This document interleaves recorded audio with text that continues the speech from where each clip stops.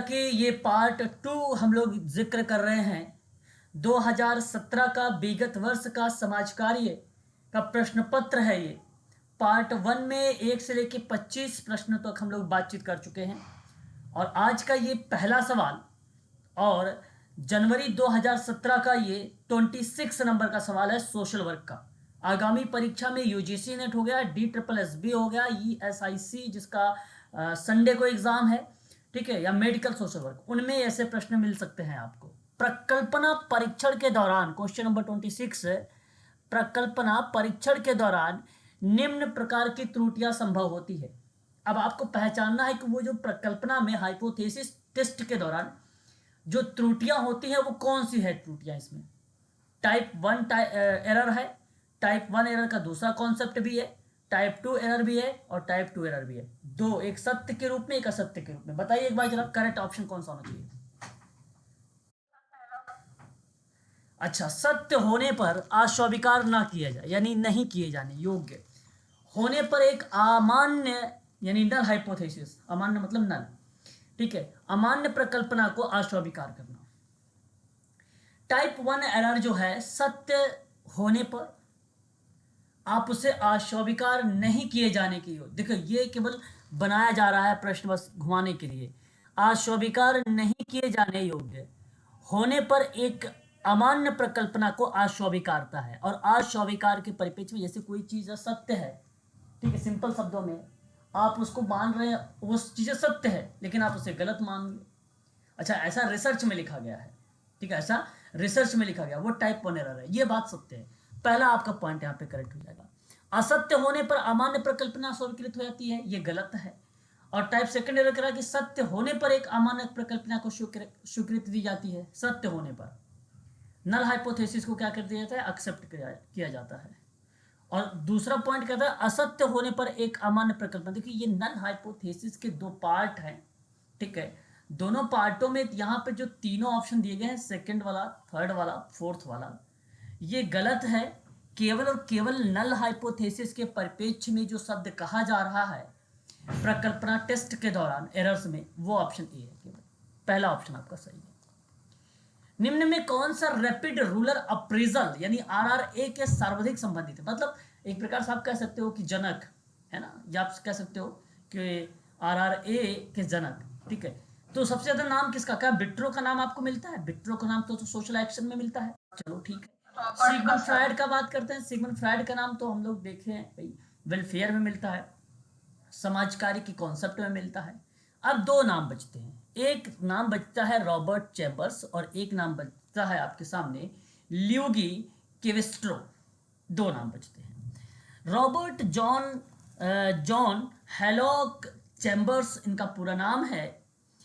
इन्होंने 2013 में international institute of social study के साथ कार्य किया था। रॉबर्ट चैम्बर्स, आपको बता दूं कि ग्रामीण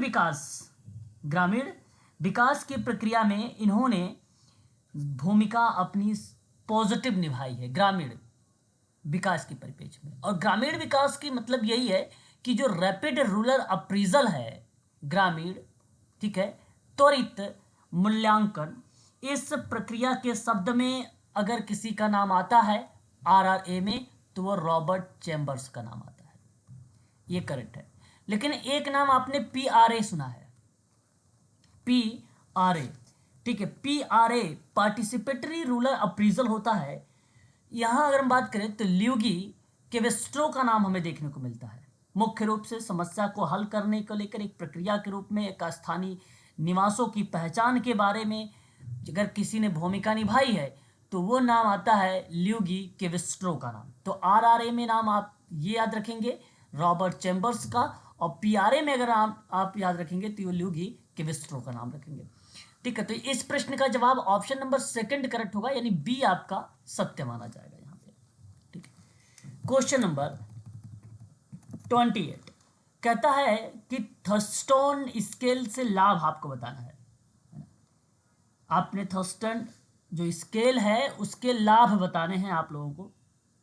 तो इस सवाल का जवाब क्या होना चाहिए? थर्स्टन मापनी सन 1929 में आया था।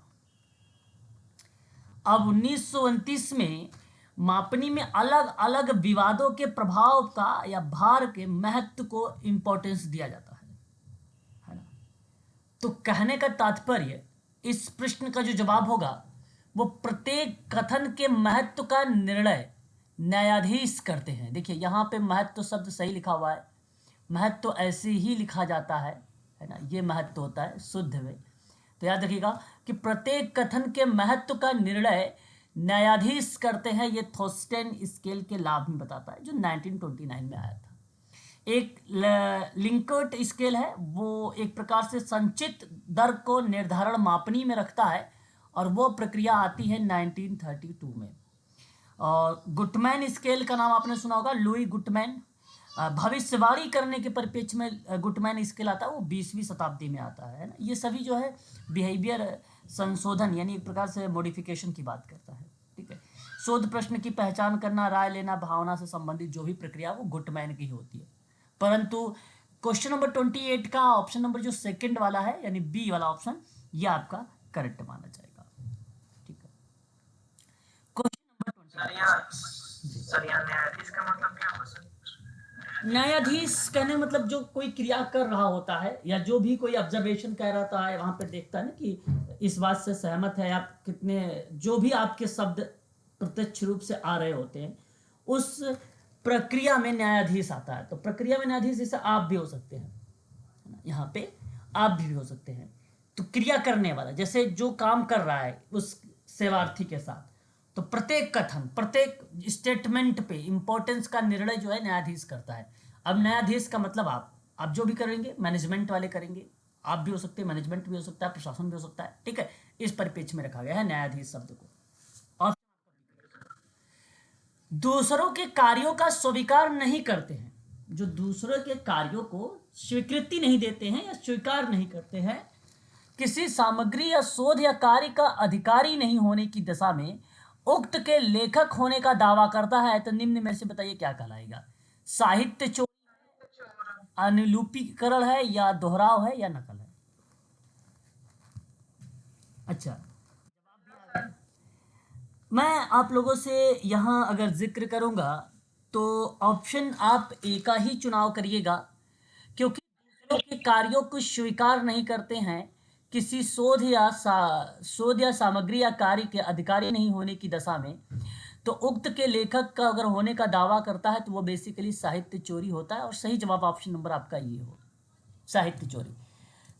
इसकी एक परिभाषा बड़ी आसान परिभाषा है, जिससे मैंने कोई चीज़ बनाया, कोई बुक लिखा या कोई मैंने रिसर्च किया, उस संबंध में आप क्या करते हैं कि मेरे रिसर्च को आपने देखा और वैसे ही आपने क्या कर लिया, कॉपी कर लिया, या आपने न्यूज़पेपर को पढ़ा और न्यूज़पेपर की प्रक्रिया को वैसे ही आपने वहाँ पे अपनी रिसर्च में लिख दिया, ठीक है, या मीडिया एक इत्यादि कोई चीज़, उसको हम लोग बोलते हैं साहित्य चोरी की परिप्रेक्ष्य में।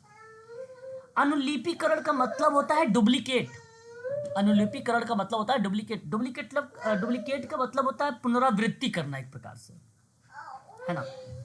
तो पुनरावृत्ति वाली प्रक्रिया जो आती है तो वो हमें देखने को मिलता है। जैसे डुप्लीकेट का मतलब ये हुआ कि एक और कोई चीज़ें वहाँ पे प्रत्यक्ष रूप से रख दी गई हो, ठीक है, मिल गया हो। दूसरा ये है कि दोहराव मतलब फिर से खुद कहना या कुछ दोहराने की कार्य के बारे में बात करना, वो दोहराव।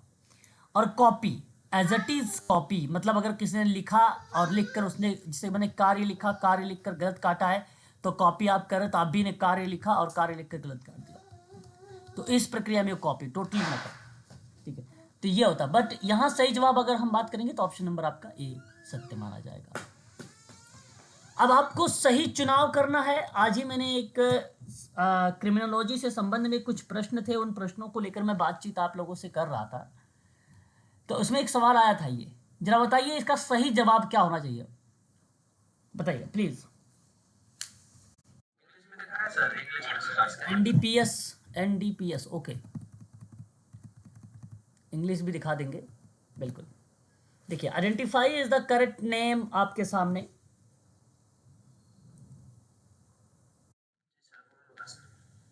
ओके, ऑप्शन नंबर आप 4 की तरफ जा रहे हैं कि जो है narcotic drugs and psychotropic substance act बता रहा है ऑप्शन नंबर डी, और ये करेक्ट जवाब है।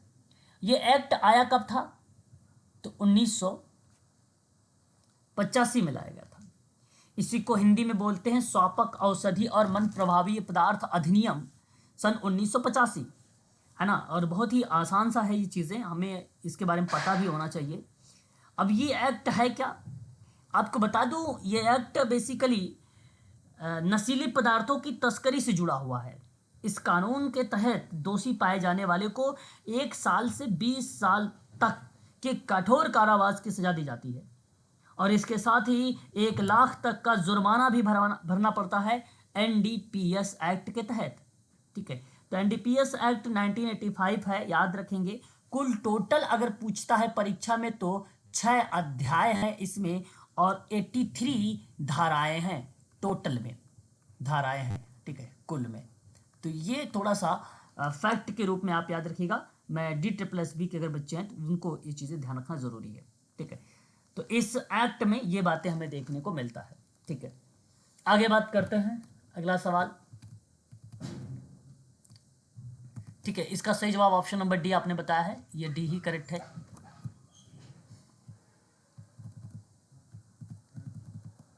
चलिए, बताया सर 32। टोटल 83 धाराएं 83 है। क्लियर? ओके, एक और सवाल की बात हम लोग करेंगे। ये सवाल देख रहे हैं 31 नंबर का, और ये कहता है कि निम्न में से कौन सी जनशक्ति नियोजन का एक मानदंड नहीं है। सिंपल सवाल है, इजी सवाल है। मैं उम्मीद करता हूं कि आप लोग समझ भी गए होंगे। जरा एक बार बताइए प्लीज, इस सवाल का क्या जवाब होना चाहिए। क्वेश्चन आप देख रहे हैं इस समय, जनवरी 2017 समाज कार्य का प्रश्न पत्र है ना।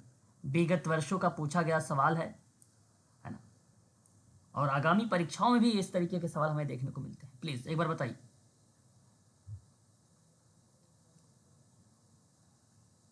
जवाब नहीं आ रहा है। जो भी इंक्रीजमेंट है सर।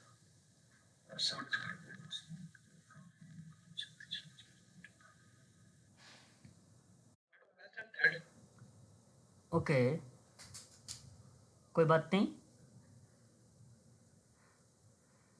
तो इस सवाल का जवाब अगर मैं आप लोगों से बात करता हूं, 31 नंबर का सवाल का ऑप्शन नंबर डी करेक्ट होगा सर। यहाँ पे देखिए, जनशक्ति नियोजन का मानदंड नहीं है सवाल में। देखिए, अगर आप, मैं थर्ड की बात करता हूं, भावी जनशक्ति आवश्यकताएं, है ना। वर्तमान जनशक्ति सूची का विश्लेषण, भविष्य की जो है जनशक्ति या पूर्वानुमान बनाना, या रोजगार कार्यक्रम विकसित करना, डिजाइन प्रशिक्षण कार्यक्रम करना, ये सब क्या है, ये भावी जनशक्ति आवश्यकताएं हैं, उस पर बेस्ड रही है ना। वहीं अगर हम बात करते हैं कर्मचारी परिवर्तन को लेकर, इसकी जो ओवर दरें हैं, जो कर्मचारी टर्न ओवर दर है, उन कर्मचारियों की संख्या का माप है जो एक निर्दिष्ट समय अवधि के दौरान एक संगठन को छोड़ते हैं। ठीक है, तो ये भी प्रक्रियाएं हो जाती हैं। और संगठन की वृद्धि दर की बात करता हूँ, है ना। तो संगठन की वृद्धि दर की परिप्रेक्ष्य में अगर हम लोग बात करते हैं तो वो भी प्रक्रियाएं शामिल होती हैं, क्योंकि एक बढ़ी हुई उत्तरजीविका का जो दर होता है वो अधिक लाभ और संगठनात्मक सदस्यों के लिए प्रतिष्ठा में वृद्धि करता है, इसलिए संगठन की वृद्धि दर भी होगा। अब जनशक्ति नियोजन का मानदंड नहीं है तो केवल कार्य संवर्धन नहीं है। कार्य संवर्धन एक ऐसी प्रक्रिया है, उन्हें अधिक प्रेरित करने के लिए जो मौजूदा नौकरियों में आयामों को जोड़ने की विशेषता हो वो दर्शाती है। तो ऑप्शन यहाँ जो करेक्ट होगा वह डी ऑप्शन सही जाएगा, कार्य संवर्धन। Option number D is the right answer होगा। कार्य विनिर्देशन निम्न में से किससे संबंधित हो सकता है? कार्य विश्लेषण हो सकता है, कार्य विवरण हो सकता है, या कार्य विश्लेषण हो सकता है, या कार्य संभावना, या योग्यता एवं अनुभव। सवाल सिंपल है, मैंने ट्रिक बताया है कई बार आप लोगों से। जब भी आपको इस तरीके से सवाल भी समझ में ना आए तो आप इजीली आप अनुभव वाले ऑप्शन को सत्य करिए। आपको मैंने कई बार जहां जहां अनुभव आता है मैं वहां वहां आपको बताता हूं कि देखिए मैंने ट्रिक बताया है, और आप देख लीजिए इस तरीके से कि अनुभव का ऑप्शन अगर जिस ऑप्शन में आ रहा है वो गलत हो नहीं रहा है, इसका मतलब है कि ये ट्रिक काम कर रही है। तो क्वेश्चन नंबर अगर हम बात करें 32 का, तो सही जवाब योग्यता एवं अनुभव है ना। कार्य विनिर्देशन निम्न में से किससे संबंधित हो सकता है? तो कार्य अनुभव से हो सकता है। कार्य विशेषता यानी विनिर्देशन की जो प्रक्रिया होती है, जिम्मेदारी, तकनीकी, शारीरिक कौशल, संवादी क्षमता, बहुत कुछ सहित किसी भी नौकरी के बारे में विस्तृत जानकारी देता है। तो यानी एक प्रकार से जॉब से रिलेटेड की प्रक्रियाओं को रिलेट कर देता है। तो योग्यता और अनुभव यहाँ पर सही जवाब हो जाएगा, ऑप्शन नंबर 4। बात करेंगे हम लोग यहाँ पे अनुच्छेद नेक्स्ट से संबंधित है 33 कि भारतीय संविधान के किस अनुच्छेद में संघ या एक राज्य के कार्यों के संबंध में, ठीक है ध्यान रखिएगा यहाँ से शब्द, संघ या एक राज्य के कार्यों के संबंध में जहाँ सेवा और पदों की नियुक्ति हो रही है, तो बात केवल इतना है सेवा और पदों की नियुक्ति को लेकर, और उसमें किस परिप्रेक्ष्य में अनुसूचित जाति और जनजातियों के दावे पर विचार किया जा रहा है। तो इसका सही ऑप्शन जो जाएगा अनुच्छेद नंबर 335 है ना, यही आपका करेक्ट होगा। 335 अनुच्छेद अनुसूचित जातियों, अनुसूचित जनजातियों एवं पिछड़ा वर्ग के लिए विभिन्न सेवाओं में पदों पर आरक्षण का प्रावधान है। वही शब्द यहाँ पे लिखा गया, सेवा और पदों की नियुक्ति के परिप्रेक्ष्य में। ऑप्शन आपका सही जाएगा 335 यानी सी ऑप्शन करेक्ट जवाब होगा। 330 का 2 लोकसभा में अनुसूचित जातियों, अनुसूचित जनजातियों के लिए स्थान और संरक्षण संख्याओं का अनुपात दिया गया है। यहाँ मैं कहूँगा संरक्षण शब्द नोट रखिएगा जो इंपॉर्टेंट रहेगा। 164 का 1 मुख्यमंत्री की नियुक्ति राज्यपाल करेगा, यही अन्य मंत्रियों की नियुक्ति राज्यपाल मुख्यमंत्री की सलाह पर ही करेगा। इस तरीके की बात हमें देखने को मिलता है अनुच्छेद 164 के 1 में। अनुच्छेद 16 आप जानते हैं इसके बारे में भली भांति तरीके से कि सार्वजनिक पदों पर अवसर की समानता से संबंधित प्रावधान की बात कही गई है। कहीं कहीं लोक नियोजन के विषय में अवसर देने की भी क्षमता की बात करता है ये अनुच्छेद 16। बट इस प्रश्न का जवाब जहां राज्य के कार्यों को संबंधित दर्शा रहा हो, जहां सेवा और पदों की नियुक्ति के संबंध में हो, और वो भी अनुसूचित जाति अनुसूचित जनजाति के संबंध में, तो ऑप्शन नंबर आपका सी करेक्ट होगा, अनुच्छेद 335। क्वेश्चन नंबर 34, निम्न में से कौन सा मानव संसाधन विकास का आयाम नहीं है, मतलब डायमेंशन है, जो ह्यूमन रिसोर्सेज डेवलपमेंट का पार्ट नहीं होगा। बताइए एक बार इसका सही जवाब क्या होना चाहिए।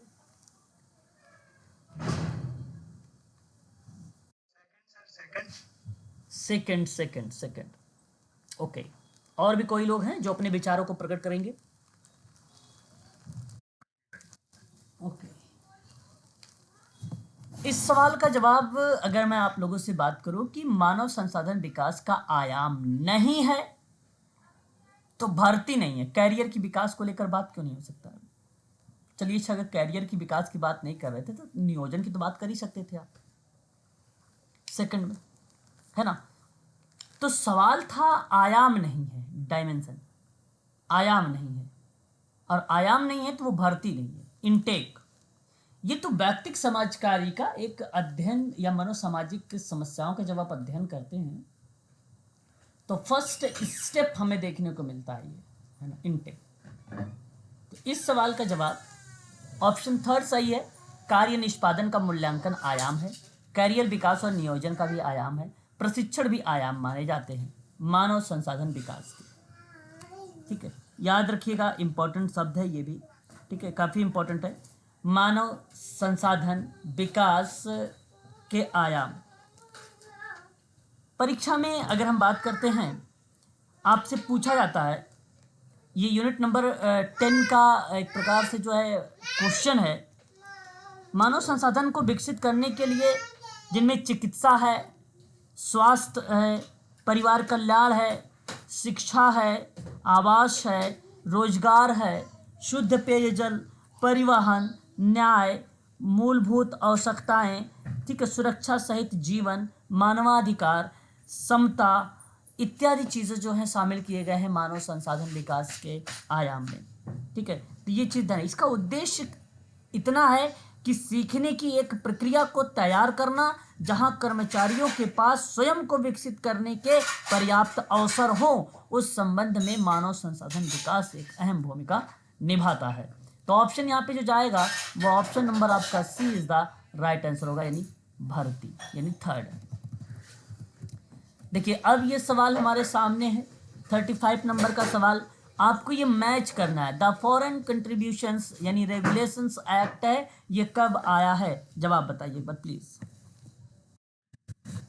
19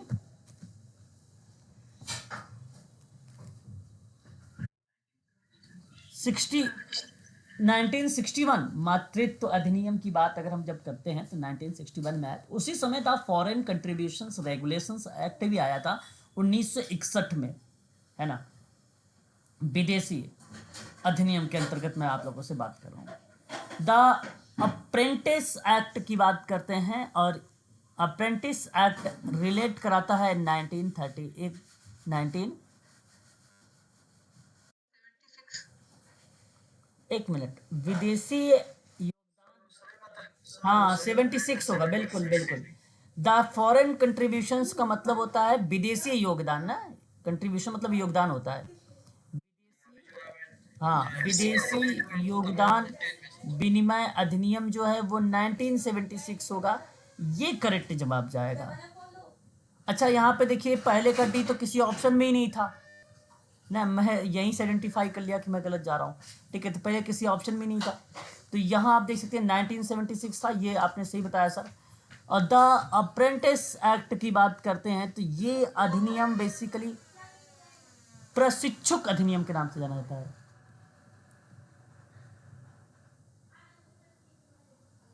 और ये अधिनियम जाएगा 1961। The payment of wage act की बात करते हैं 1936 होगा। द ट्रेड यूनियंस एक्ट की बात करता हूं तो 1926 हो जाएगा। ट्रेड यूनियन श्रम संघ अधिनियम इसको बोलते हैं हिंदी में। बोलिए यस या नो, सही ऑप्शन देखिए, ऑप्शन मैच हो रहा है सही तरीके से।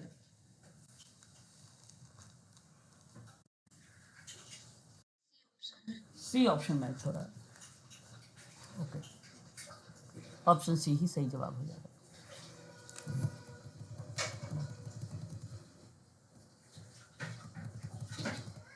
36 प्रजनक शिशु स्वास्थ्य,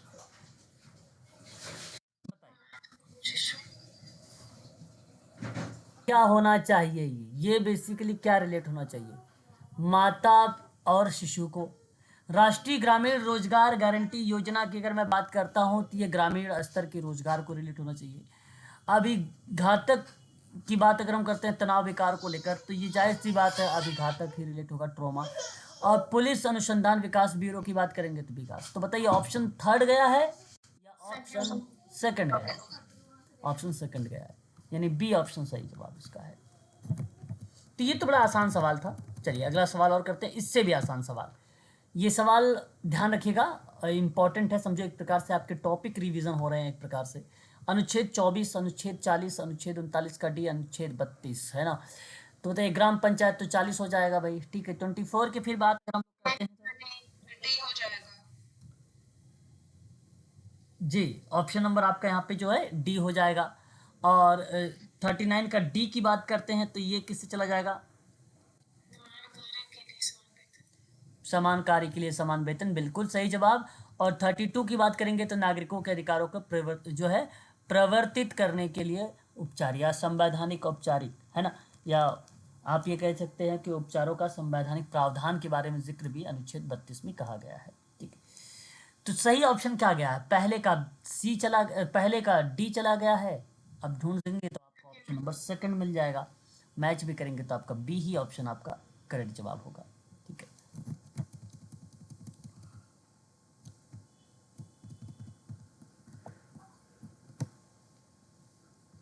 चलिए 38 बताइए। 38 जजमानीय प्रथा, क्या आप स्क्रीन शो नहीं हो रही है मेरी? क्या बात कर रहे हो? हाँ भाई हो रही है भाई, हाँ लेफ्ट करके दोबारा ज्वाइन करिए। जजमानीय प्रथा की अगर हम बात करते हैं, बताइए संस्कृति, जाति या सभ्यता या प्रतिमानहीनता। मैं कहूंगा कि जजमानी प्रथा को आप लोग जब भी लगाइए तो जाति पर लगाइए। अति सुसंगत, अति सुसंगत संस्कृति, अर्थ आदर्श विहीनता, आदर्श विहीनता, अप्रतिमानहीनता, भौतिक संस्कृति, सभ्यता, है ना, ये आप देख सकते हैं, इस तरीके से भी आप मैच कर सकते हैं। इसका सही जो ऑप्शन होगा वह आपका जा रहा है ए नंबर, है ना, ऑप्शन ए आपका करेक्ट हो रहा है यहाँ पे। ठीक है, पहला ऑप्शन आपका सत्य माना जाएगा। अब ये भी देखिए सवाल, अच्छा सवाल है, सर्वेक्षण है, आप देख सकते हो। सर्वेक्षण की प्रक्रिया में प्रश्नावली टेक्निक लागू होती है। त्वरित, जिसको हम बोलते हैं RRA, इसको बोलते हैं रैपिड रूरल अप्रीजल, यानी त्वरित ग्रामीण मूल्यांकन। अभी अभी मैंने आप लोगों से बात भी किया था चैम्बर्स को लेकर, ठीक है, जिन्होंने अपनी भूमिका निभाया है। तो इस आधार पे इनका अगर हम बात करेंगे तो तीव्र गति से तथ्यों का संकलन ही क्या कहलाता है, RRA कहलाता है। भागीदारी पूर्ण अधिगम उपागम, है ना, भागीदारी पूर्ण अधिगम उपागम किसको रिप्रेजेंट करेगा, तो ये बेसिकली समाधान हेतु किसी समस्या का मूल्यांकन करेगा। और भागीदारी पूर्ण ग्रामीण मूल्यांकन की बात करेंगे जहाँ पे RRA हो रहा है, सॉरी PRA हो रहा है, पार्टिसिपेटरी रूरल अप्रेजल, और इस प्रक्रिया में टाइमलाइन हो रहा है। ठीक है, ये ऑप्शन आपका सही चला जाएगा। तो एक बार मैच करिए कि पहले का 4 किस ऑप्शन में लिखा गया है और दूसरे का 1, तो ऑप्शन नंबर 4 में है, ऑप्शन नंबर डी।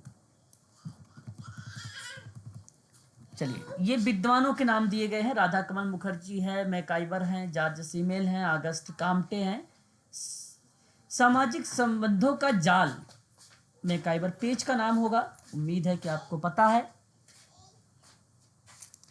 जॉर्ज सीमेल का नाम अगर हम लोग जिक्र करते हैं, किसका नाम, जॉर्ज सीमेल की बात अगर हम लोग करते हैं तो ये जाएंगे सामाजिकता के तत्व में, और राधा कमल मुखर्जी की बात करेंगे तो ये सामाजिक मूल्यों की संरचना में, और अगस्त काम्टे जाएंगे संघों का संकुलन में।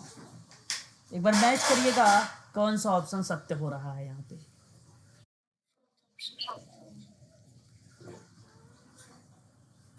जी, ऑप्शन डी,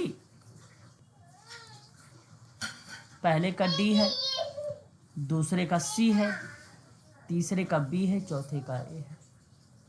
यही ना सही है, बताइए। जी सर। अगस्त काम्टे ने धार्मिक अवस्था, तात्विक अवस्था, प्रत्यक्ष, वैज्ञानिक, इस तरीके की चीज़ों के बारे में बात किया है। आध्यात्मिक, तात्विक, वैज्ञानिक शब्दों को भी आप लोगों को ध्यान में रखना होगा इस सब। चलिए,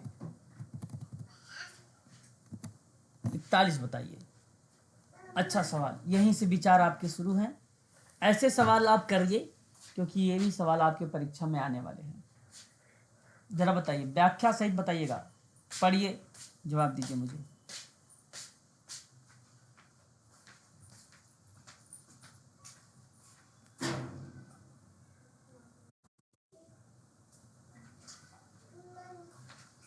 बोलिए।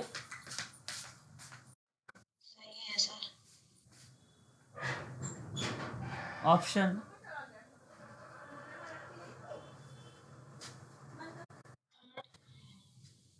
अच्छा, थर्ड ऑप्शन, ओके। देखिए, प्रभावी फील्ड कार्य प्रशिक्षण सिर्फ सिद्धांत और व्यवहार के समन्वय से संभव है। प्रभावी फील्ड कार्य प्रशिक्षण सिर्फ सिद्धांत और व्यवहार के समन्वय से संभव है। तो ये बात सत्य है या असत्य है, बताइए जरा एक बार। जो प्रभावी फील्ड कार्य, गलत लग रहा है सर। गलत है सर। ओके, आप कह रहे हैं गलत है। ओके, ध्यान सुनिए। प्रभावी फील्ड कार्य का मतलब ये हुआ कि जब आप कोई कार्यस्थल पर काम कर रहे हैं, ठीक है, उस दौरान प्रभावी फील्ड कार्य प्रशिक्षण सिर्फ सिद्धांत और व्यवहार के समन्वय से ही संभव है। देखिए, यहाँ एक शब्द सिर्फ है, और ये सिर्फ एक ऐसा शब्द इंडिकेट करता है कि जैसे मात्र यही थ्योरीज और यही व्यवहार को अगर कंट्रोल किया जाए तभी होगा, अदरवाइज संभव ही नहीं होगा। हाँ, ये बात देखो, मैं आपसे कहूँ कि कोऑर्डिनेशन के लिए कार्यस्थल पर आप बताइए प्रिंसिपल्स लागू करेंगे, है ना, व्यवहार के कोऑर्डिनेशन को लागू करेंगे। व्यवहार का कोऑर्डिनेशन का मतलब ये है कि आपका और सेवार्थी के मध्य, उनके मध्य जो है कोऑर्डिनेशन होना अत्यंत आवश्यक है। तो फील्ड कार्य प्रशिक्षण ये ट्रेनिंग है, और ट्रेनिंग के दौरान थ्योरीज और व्यवहार का समन्वय के लिए ये संभव होगा जब आपके पास व्यवहार को कोऑर्डिनेशन से संबंधित और जब आपका सिद्धांत से संबंधित कोई भी कार्य होगा प्रभावी फील्ड कार्य प्रशिक्षण, तो वो संभव होगा, और ये बात सत्य है।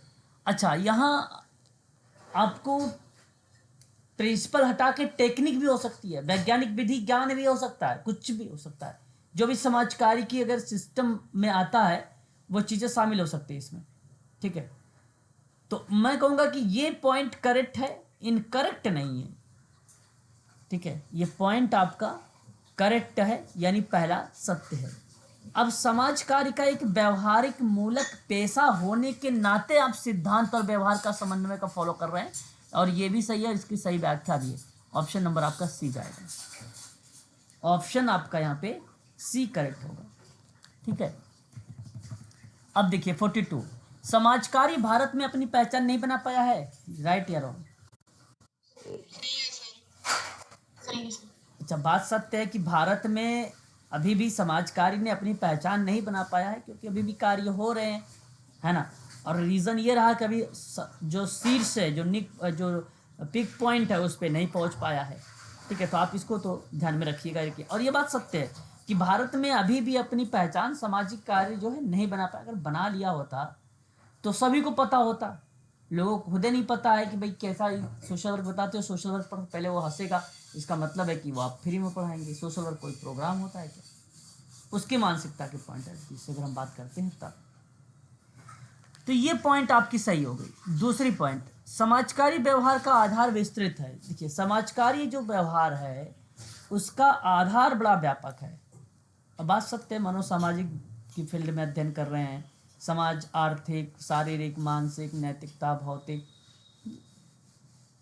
बहुत सारे डायमेंशन हैं उसके, बहुत सारे आयाम हैं।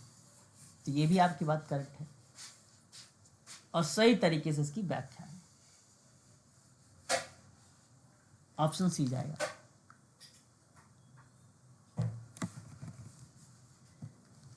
समाजकारी सामाजिक न्याय को बढ़ावा देता है, यस या नो? सही है सर।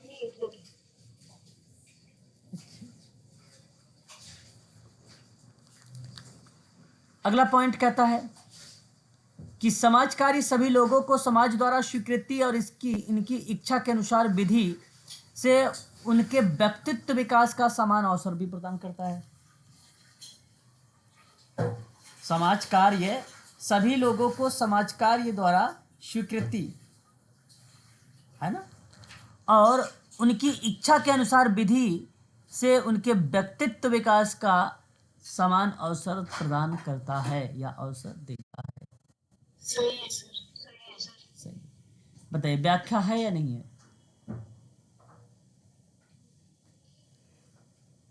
है सर। बिल्कुल, यहां पर व्याख्या है, इसलिए ऑप्शन नंबर थर्ड सही जाएगा, सी। एक लंबित प्रस्ताव की संरचना को सही क्रम में दर्शाइए। अब सिंपल सवाल है, आप लोग करके बताइए मुझे जरा एक बार, बताइए क्या इसका सही जवाब होगा।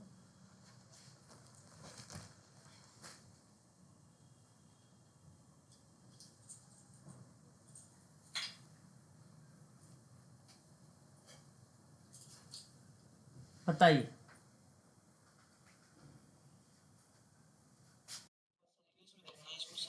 बिल्कुल दिखाएंगे, इंग्लिश भी दिखाएंगे ताकि आप सवाल को समझें। Arrange in sequence structures in the finding पर जो है प्रपोजल। देखिए बैकग्राउंड सब में आ रहा है भाई, सब सही है बैकग्राउंड का।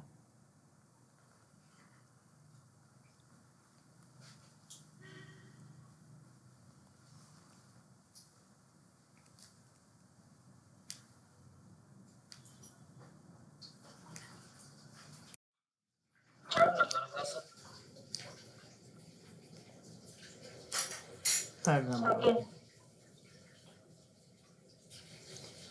देखिए सेकंड इसलिए नहीं होगा क्योंकि जस्टिफिकेशन बाद में आता है ना, शुरुआत में नहीं आता। प्रश्न नंबर 2 सर। देखिए पृष्ठभूमि की बात अगर हम करते हैं तो सब में आ रहा है, ठीक है। समस्या का कथन, परियोजना का औचित्य, परियोजना बाद में आता है। समस्या का कथन यानी आपका दूसरा और तीसरा कट गया है। अब बताइए दूसरा चौथा कट गया, पहला और तीसरे में कौन सही है? पहला सही है। परियोजना का औचित्य करना, प्रोजेक्ट वगैरह, लक्ष्य और उद्देश्य, नियोजित क्रियाकलाप, उत्तरदायित्व का बंटवारा और क्रियान्वयन। तो ऑप्शन 44 का ए करेक्ट है। एक बार इंग्लिश भी देखिएगा। बैकग्राउंड है स्टेटमेंट ऑफ द प्रॉब्लम, यानी स्टेटमेंट, औचित्य का मतलब स्टेटमेंट हो जाएगा, हमें स्टेटमेंट लिखना पड़ेगा, है ना, एक एक बातें। फिर जस्टिफिकेशंस तब आएगा, ठीक है। यहाँ पे थर्ड नंबर पे देखिएगा, फर्स्ट में सब बैकग्राउंड है, फिर उसके बाद statement the problem with each start by statement होता है। फिर आपको जस्टिफिकेशन ऑफ द प्रोजेक्ट दे दिया और यहाँ पे आप फंडिंग प्रोपोजल में जब तक आप अपने ऑब्जेक्टिव गोल का फॉर्मुलेशन नहीं कीजिएगा तब तक उसके बाद जस्टिफाई कैसे कीजिएगा सर? पहले गोल को सेट करना पड़ेगा, तो जब तक उसको जस्टिफाई कीजिएगा तब उसके लिए आप ड्यूज एंड रिस्पांसिबिलिटी होइएगा, तब बना कीजिएगा, तब इम्प्लीमेंट कीजिएगा। ये तो थोड़ा सा सिंपल है। तो इसके हिसाब से आपको फंडिंग प्रपोजल के हिसाब से आपको सबसे बेस्ट ऊपर वाला भी सही है सर, फर्स्ट सबसे बेस्ट सर फंड। देखिए सर मैं बताऊं आपको, बात प्रॉब्लम तक ठीक है, ठीक है। जस्टिफिकेशंस और गोल एंड ऑब्जेक्टिव, बात हमें केवल ध्यान रखना है कि जस्टिफिकेशंस यानी आप सबसे पहले परियोजना बनाएंगे। कोई परियोजना का मतलब जस्टिफिकेशंस जो चीज़ें होती हैं एक प्रकार से प्लान कहलाता है किसी चीज़ का। प्लान के बाद आप लक्ष्य और उद्देश्य रखेंगे, या आप लक्ष्य और उद्देश्य के बाद उत्तरदायित्व। यहाँ पर तो सेकंड करे, थर्ड करे ना, कि लक्ष्य और उद्देश्य के बाद आप जो है परियोजना, लक्ष्य और उद्देश्य, प्रोजेक्ट यानी एक प्रकार से कोई चीज़ प्लानिंग है तो प्लानिंग करने के बाद उद्देश्य और लक्ष्य बनाएंगे, या आप लक्ष्य और उद्देश्य बनाने के बाद आप परियोजना बनाएंगे। बताइए इन्हीं दोनों में बताइए सबसे बेटर ऑप्शन। सर जब तक किसी भी प्रोपोजल में जब तक मैं उसको सीख नहीं करेंगे उसके बाद तो उसके पहले सर जस्टिफाई कैसे करते हैं सर? मतलब होता है कि खुद को सेटिस्फैक्शन करना है कि मैंने इस गोल को अचीव करने के लिए मैं ज़्यादा फोकस ऑन कर देता हूँ। तो जब तक किसी इंडिविजुअल किसी ग्रुप का सब जब तक उसको गोल को नहीं कर पाएगा, आइडेंटिफाई नहीं कर पाएगा, जब उसके बाद तब तक कैसे जस्टिफाई करेगा? देखिए जब ये जब हम कोई एक रिसर्च प्रोजेक्ट बनाते हैं, उस प्रोजेक्ट के दौरान सर आपके उद्देश्य से पहले आपके पास प्लानिंग होना जरूरी है ना। यहाँ आपके बता दूं, आप ये ना कहें कि उद्देश्य होगा तब आप प्लानिंग करेंगे, पहले प्लान होना ज़रूरी है। अब मैं आपको बताता हूँ, देखिए किसी काम को करने से पहले प्लानिंग करेंगे कि काम होगा कैसे, और इन्हीं प्लानों के आधार पे ही आपका उद्देश्य और लक्ष्य बनेंगे।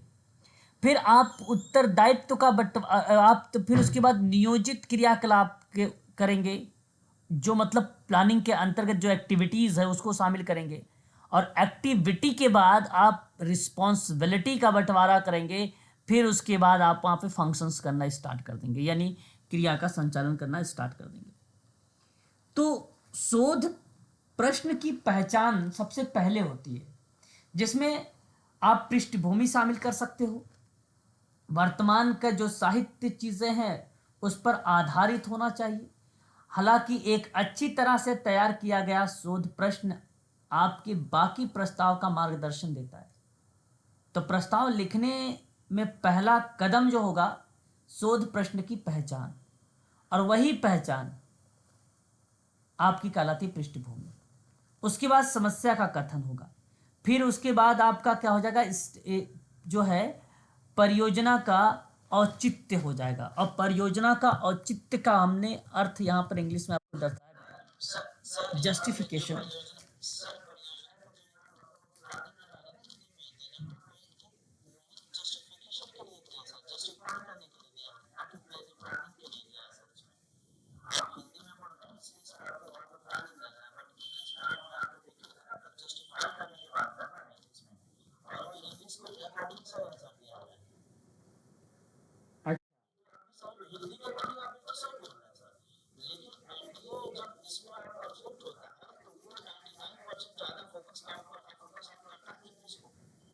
ओके, अच्छा देखिए, यह आपको बता दूं, कोई भी अगर आप प्रोजेक्ट या बनाते हैं, जब उसके लिए आप मान लो जस्टिफिकेशन के लिए, है ना, उसमें हमारे लिए सबसे ज़्यादा इम्पोर्टेंट क्या बन जाता है कि उसमें विश्वसनीयता है या नहीं है, वैधता है या नहीं है। अब मान लो विश्वसनीयता वैधता होगी, जस्टिफिकेशन की बात मैं कर रहा हूँ। जस्टिफिकेशन का मतलब हमारा क्या होता है, एक प्रकार सा औचित्य। औचित्य का तात्पर्य यही है कि वैधता की पुष्टि की जानी चाहिए, विश्वसनीयता की पुष्टि की जानी चाहिए। अगर वैधता विश्वसनीयता नहीं रहेगी सर, तो आप लक्ष्य कैसे बनाओगे? आयोग ने क्या माना है? किसी के पास इसका आंसर है?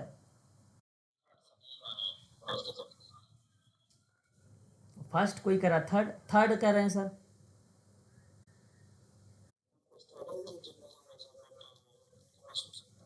नहीं नहीं, थर्ड सर नहीं होगा, फर्स्ट होगा।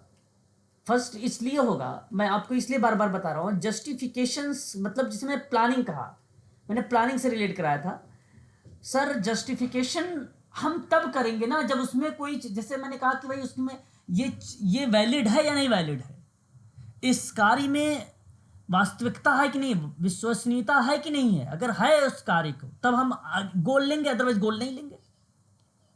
उसमें अगर वैधता है कि भाई लेना चाहिए, इस पर काम करना चाहिए, तो अगर लगेगा तो हम उसके आगे लक्ष्य लेंगे, अदरवाइज लक्ष्य नहीं लेंगे। तो हमारे पास 10-12 लक्ष्य होते हैं, 10-12 गोल्स मिल जाते हैं, हम उसमें से प्राथमिकता वाले को ही तो आगे बढ़ाते हैं। और जो प्राथमिकता वाले को आपने चूज किया है वही जस्टिफिकेशन है। 10 में से जो 5 आपने गोल निकाले हैं, अब 10 पे काम हो ही नहीं सकता, पॉसिबिलिटी है ही नहीं। जो मेन लगता है कि इस सेवार्थी को जरूरत है, इसमें सुधार होना चाहिए, उस प्रक्रिया को जस्टिफिकेशन फॉर द प्रोजेक्ट कहते हैं या ऑफ द प्रोजेक्ट कहते हैं। वैधता की पुष्टिकरण करता है। और सही जवाब यहाँ पे जिसमें जिस जगह पे लिखा होगा आपका, अगर हम बात करें ऑप्शन ए वाला, वो करेक्ट होगा। ऑप्शन ए मुझे इजी है, लग भी रहा है कि ये ए ही करेक्ट होगा। लास्ट में अगर हम बात करते हैं, हालांकि अगर हम बात करते हैं जो है इम्प्लीमेंशन यहाँ पे भी दिया है, प्लान्ड एक्टिविटी। अब एक्टिविटी, अब यहाँ पे देखिए, प्लान एक्टिविटी के बाद एक्टिविटी होगी क्या, तब जाके आप रिस्पॉन्सिबिलिटी की वो करेंगे, रिस्पॉन्सिबिलिटी को डिवीजन करेंगे, कर ही नहीं सकते। पहले आप उत्तरदायित्व का विभाजन करिए, जब विभाजन हो गया, लोग अलग अलग हो गए, तब उस प्लान पर एक्टिविटी करेंगे, तभी तो हो सकता है ना। यहाँ पे अगर हम बात करेंगे तो ये वाली स्टेटमेंट आपका करेक्ट चला जाएगा, है ना, ये वाली। ठीक है, अब इसके बाद आप सोचो कि डिवीजन के बाद यही करे, तो वो उचित नहीं होगा। ऑप्शन पहला करेक्ट होगा यहाँ पे, है ना। तो सिराज सर एक बार आप देख लीजिएगा प्लीज, शायद इसका ऑप्शन ए ही करेक्ट होगा, है ना। अब देखिए ये प्रश्न हमारे सामने आ गया। अब आगे का क्वेश्चंस ये देखिए 45। अब यहां पे देखिए 45 ये रहा, कह रहा है कि एक महिला पीड़िता के सामाजिक रूप से कलंकित होने के बाद, मतलब वो महिला कलंकित होने के बाद जीवन में समायोजन के लेकर किन चरणों का सही क्रम में दर्शे, मतलब वो है व्यवस्थित हो गई। कोई महिला है, किसी भी समस्या से हो सकता है वो भाई कलंकित हुई हो, अब उसे समाज की मुख्य धारा से जोड़ना है, उसे पुनर्वासित करना है, तो बताइए किन किन क्रमों से आप गुजारेंगे या वो महिला को गुजरेगी, और क्रम में बताना होगा। बताइए क्वेश्चन नंबर 45।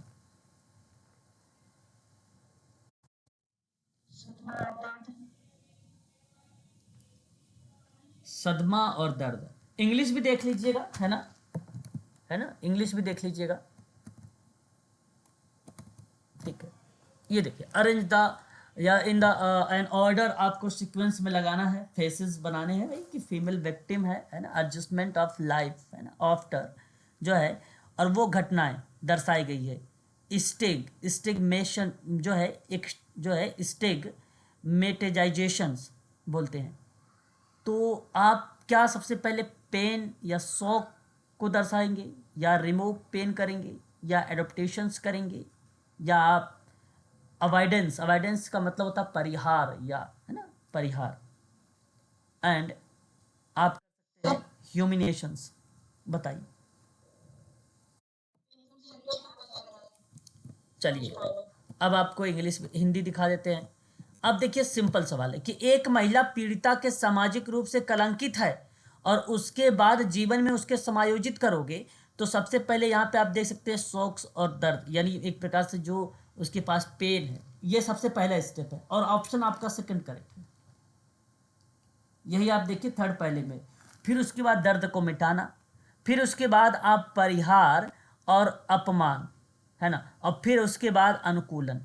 अच्छा, परिहार और परिहार, आपने एक संघर्ष का नाम सुना होगा, है ना, संघर्ष वाली प्रतिक्रिया में एक नाम आता है, एक में शायद सिराज ने आकांक्षा ने कुछ भेजा है।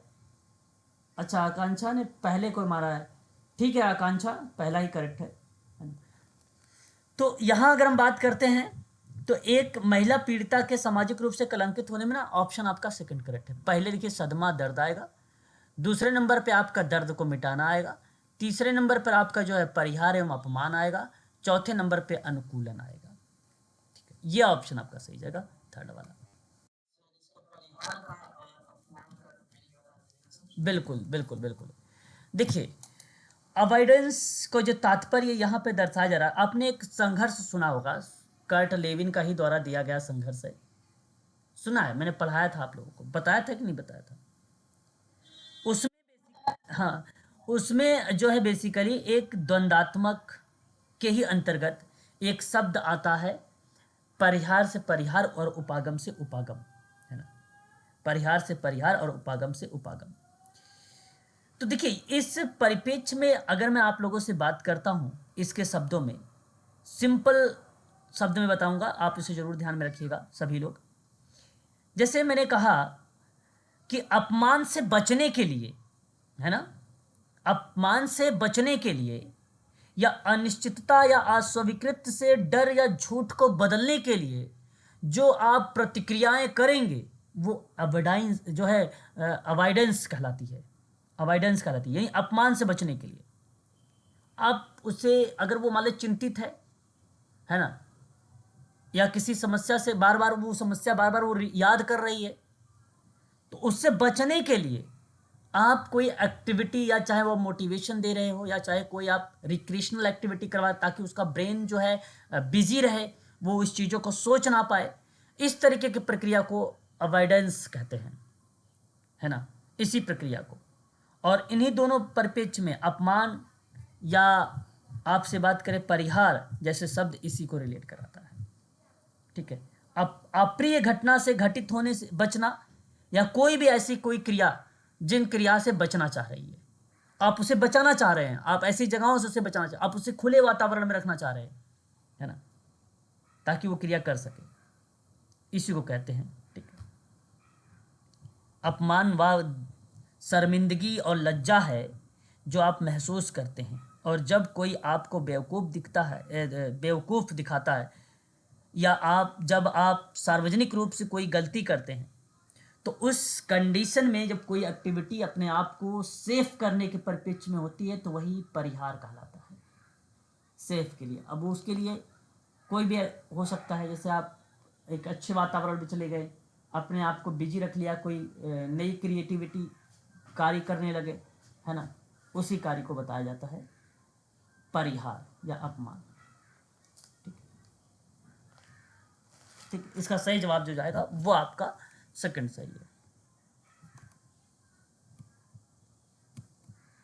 अब देखिए 46 से 50 तक जो क्वेश्चंस है ना, ये बेसिकली वो क्वेश्चंस दिए गए हैं जो आपको गद्यांश में है। ट्रिक मैंने बता रखा, उसी ट्रिक को फॉलो करके आप लगा सकते हैं। टाइम व्यतीत होगा अगर मैं उस पर ज़्यादा समय देता हूँ तो। अच्छा, ये आपका फिनिश भी हो गया भाई, 85 क्वेश्चन ही थे इसमें, है ना। तो ये आपको क्वेश्चंस पेपर भी फिनिश हो गया यहाँ पे। 50 क्वेश्चन इसमें मैंने लिया था, 50 से 50 क्वेश्चन आपके कवर हो गए। ठीक है, बाकी गद्यांश अगर आप करना चाहते हो तो कर लो। ट्रिक फॉलो करोगे, ट्रिक फॉलो करके देखो क्या आप यहाँ पे बड़ा ऑप्शन लग रहा था, ऑप्शन बड़ा वाला करेक्ट जाएगा, यानी 46 वाले का बी सही है। और ये करेक्ट बात है। अंतः क्रिया भी ले सकते हो, मैंने कहा था जो इस ऑप्शन में सबसे बड़ा लगे उसको आप ट्रिक कर लीजिए। 47 को देख लीजिए, सबसे बड़ा कौन सा लग रहा है, सी वाला लग रहा है ना, तो सी ऑप्शन को आप करेक्ट कर लीजिए। ठीक है, 48 देख लीजिए, यहाँ सबसे बड़ा अगर हम बात करते हैं, देखिए पहला ऑप्शन लग रहा है ना, 48 में ऑप्शन पहला लग रहा है और पहला सही है। ठीक है, आप पढ़ेंगे भी तो खुले दिलो दिमाग और दूसरे के दृष्टिकोण को स्वीकार करने और इच्छा की ज़रूरत होती है, उसमें भी आपको वो चीज़ें मिल जाएंगी, है ना। तो इसलिए आपका पहला वाला भी यहाँ पे सही है। ठीक है, 49 की अगर हम बात करते हैं तो आप देखिए, वह सामाजिक कार्यकर्ता जो दूसरे के प्रति जो है नम्रता बढ़ाने के लिए, योग्यता के लिए होता है, ये भी आपका सही है, थर्ड वाला भी। और 50 की बात अगर हम करें तो सी सही है, किसी भी मित्र पड़ोसी, इस तरीके के सवाल भी, ये भी सही है। ठीक है, तो ईजिली जैसे अगर आपको देखो यहाँ पे मैंने कितने सेकंड में किया, 5-6 सेकंड में आप इजीली कर सकते हो इस तरीके के ट्रिक। अगर टाइम ना हो तब, अगर टाइम है तो आप उसे पढ़िए प्लीज़, टाइम अगर है तो पढ़ के करिए, ट्रिक फॉलो मत करिए। अगर समय नहीं है तो आप क्या करें, इन ट्रिक को आप फॉलो कर सकते हैं। ठीक है, क्लियर है। ठीक है, तो आज के लिए बस इतना ही रखिए आप सभी लोग, है ना। ये 2017 का क्वेश्चन पेपर था, सेकंड पेपर था, सोशल वर्क का सेकंड पेपर, और ये मैंने यहाँ पे कवर कर दिया है। थर्ड पेपर शाम को करेंगे 2017 का। हाँ बिल्कुल करेंगे, बताइए सर। बिल्कुल भेजिए।